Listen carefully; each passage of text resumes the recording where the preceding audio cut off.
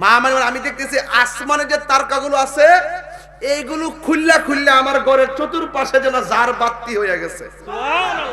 আজকে দড়ি চন্ডিবের মাহফিলে জার বাতি লাগাইছিননি, যারা ফতুয়া দিব বেদাত থাফরা দিয়া দাঁত ফেলাই দিবেন, যে কবিতা লাগান বেদাত থাফরা দিয়া দাঁত ফেলাই দিবেন।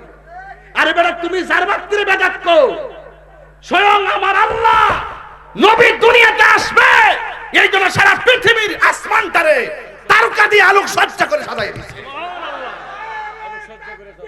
আল্লাহু আকবার, ইয়া রাসূলুল্লাহ, জিন্দাবাদ জিন্দাবাদ জিন্দাবাদ জিন্দাবাদ। সকলে করে আল্লাহু আকবার। আল্লাহু আলোক সজ্জা করছিনি, এইটা হলো হাকিকত, বুঝতে হবে। এবার মা মেনা বলে আমি দেখলাম চারটা মহিলা ঘরে ঢোকার পরে মহিলাদের চতুর্পাশে দুনিয়ার কোনো পর্দা লাগাছে না। ভৈরবের বাজারে পর্দা আসেনিও, এই পর্দা হলো জান্নাতের নূরের পর্দা। এই নূরের পর্দাতে একটা বেষ্টনী দিছে। আর মা মেনা বলে আমি একটু দাঁড়াইলাম, আমি দাঁড়ানোর পরে আমি দেখলাম আমার এই নাভিমূলের বাম দিক দিয়া একটা নূরের জ্যোতি বাইরিছে। সুবহানাল্লাহ। আচ্ছা কোন তো কিসের জ্যোতি? নূরের জ্যোতি। আচ্ছা মা মেনা যদি কই নবীরে নূর, মা মেনা যদি আমি নূর দেখছি, মা কয় আমি নূর দেখছি, আর আমরা 1400 বছর পরে আয়েশা কয় মাটি। মাটি। নাউজুবিল্লাহ, জোরে কোন কি লেখা? নাউজুবিল্লাহ। আমি আস্তে আস্তে জায়গায় যাইতেছি, একটু খেয়াল করেন। তো আল্লাহ রাব্বুল আলামিন বলতেছে قد جاءكم من الله نور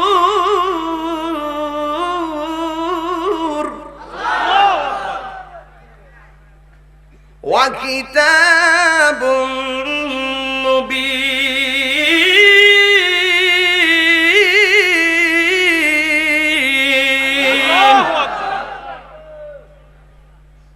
আল্লাহ কয় তোমাদের কাছে আমি আল্লাহর পক্ষ থেকে নূর এসেছে। আর মা মেনা কয় আমার নাভিমূলের পাশ দিক দিয়া নূরের জ্যোতি বের হইছে। সুবহানাল্লাহ। এই নূরটা পাঠাইছে কেডা? আল্লাহ।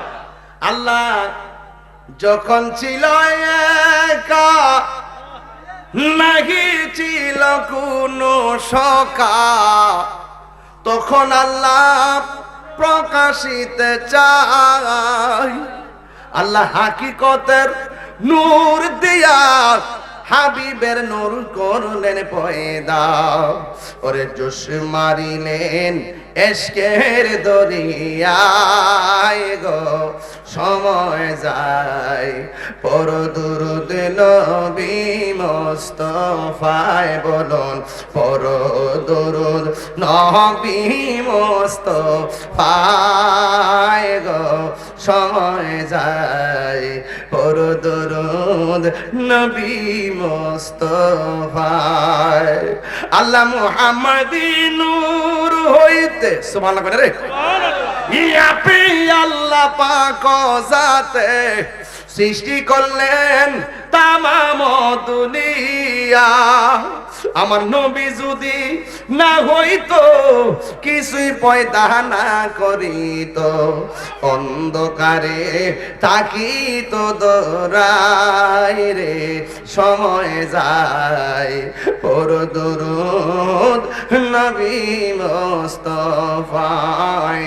একটা জবান বন্ধ রাখবেন না, মহব্বতে মায়ার সুরে বলুন সুবহানাল্লাহ।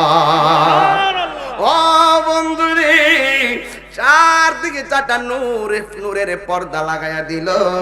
মা আমেনা বলেন আমি দেখলাম আমার নাবি মনের বাম দিক দিয়ে একটা নূরের জ্যোতি বের হইয়া দুইটা আওয়াজ করছে। একটা আওয়াজ হলো আশহাদু আল্লাহ ইলাহা ইল্লাল্লাহ, আমি সাক্ষ্য দিচ্ছি আল্লাহ ছাড়া কোনো মাবুদ নাই। আর একটা হলো আন্নী রাসূলুল্লাহ, আর একটা হলো আমি নবী হইলাম আমার আল্লাহর রাসূল। এখন এখানে দুইটা প্রশ্ন, নবী আয়েশা আল্লাহর সাক্ষী দিয়েছে, এই জন্য আমার নবীর সাক্ষী, আমার আল্লাহর সাক্ষী হলো আমার নবী। আর নবী নিজে আইসাই বলছে আমি নবী হইলাম আল্লাহর রাসূল। এই জন্য তোমার মতন মৌলবী নবীর সিনান লাগতো না, তোমার মতো মৌলবী নবীর গান না গাইলে নবীর কোনো অসুবিধা নাই। কেন অসুবিধা নাই জানোনি? একটা মাত্র কারণ অসুবিধা নাই, কারণ আমার নবী যখন ছিল তখন আরশ ছিল না, আমার নবী যখন ছিল তখন কুরসি ছিল না, আমার নবী যখন ছিল তখন লৌহ ছিল না, আমার নবী যখন ছিল তখন কলম ছিল না, আমার নবী যখন ছিল তখন পানি ছিল না, আমার নবী যখন ছিল তখন চন্দ্র ছিল না, আমার নবী যখন ছিল তখন মাটি ছিল না, নবী যখন ছিল তখন জিন ছিল না, নবী যখন ছিল তখন মানুষ ছিল না। যখন কেউ নাই তখন আল্লাহ এবং নবী, নবী আল্লাহরে ডাকছে, আল্লাহ নবীরে ডাকছে, নবী আল্লাহরে দেখছে, আল্লাহ নবীরে দেখছে। এই জন্য আল্লাহ কয় বন্ধু গো, ইয়া রাসূলুল্লাহ, ও বন্ধু, এই পৃথিবীর কেউ যদি আপনারা না ডাকে, আপনি নবীরে ডাকার জন্য আমি আল্লাহই যথেষ্ট, আল্লাহই যথেষ্ট। এই জন্য নবী বলেন আমি সাক্ষ্য দিচ্ছি আল্লাহ ছাড়া কোনো মাবুদ নাই, আর আমি নবী হইলাম আল্লাহর রাসূল। এরপরে নবীর মা তাকায়া দেখেন, মা আমেনা বলেন আমি দেখলাম নবী সাজদায় পড়ে গেছি, দেখলাম গায়ের মধ্যে জান্নাতের জামা মোবারক। এই পৃথিবীতে মুসলমানি খতনা করাই মানুষের 7-8 বছরে, কিন্তু মা আমেনা বলেন আমার নবী আপনার নবী বলেন আমি খতনা হইয়া দুনিয়ার মধ্যে এসেছি, আমার লজ্জাস্থান কেউ দেখে নাই। এরপরে মা আমেনা সন্তানকে যখন দেখার জন্য আশা করলেন, এই ভৈরবের বিভিন্ন হসপিটালে দেখবেন যখন সিজার করা হয়, পেটটা কাইটা সন্তানটা বের করে, কিংবা নরমাল ডেলিভারি হোক, সন্তানটার বের করে অন্য রুমে নেওয়ার আগে সন্তানটার মার বুকের মধ্যে রক্ত মাখা শরীরটারে দিয়া দেয়। কেন জানেননি? ডাক্তার ভালো করে জানে ওই প্রসবের সময় মার পেটের ভিতরে যেই ব্যথা, এই ব্যথার মেডিসিন দুনিয়াতে আবিষ্কার হয় নাই, একমাত্র সন্তানের স্পর্শে মার ব্যথা দূর হয়ে যায়, মার যন্ত্রণা দূর হয়ে যায়। ও ভৈরবের যুবক পোলাপান, বেশি রাত্র করব না, মাইকটা দিতে একটু দেরি হয়ে গেছে রে বাবা।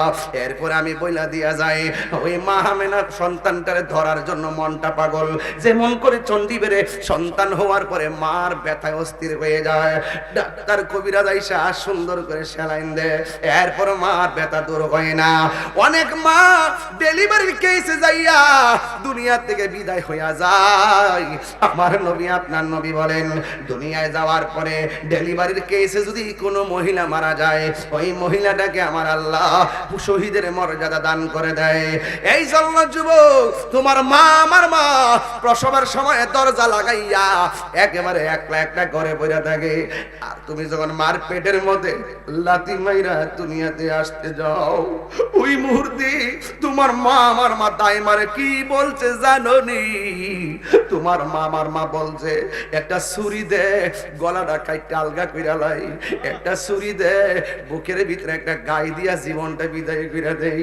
সন্তান পেটে নেওয়ার সময় যদি এত কষ্ট জানতাম, জীবনে কোনোদিন সন্তান নিতাম না।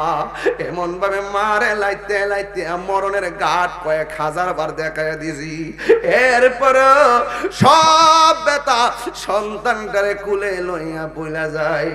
এই জন্য আমার যুবক ভাইরা, আমি তাহিরি কথা যদি ভালো লাগে রে বাবা, একটা অনুরোধ কইরা যায়।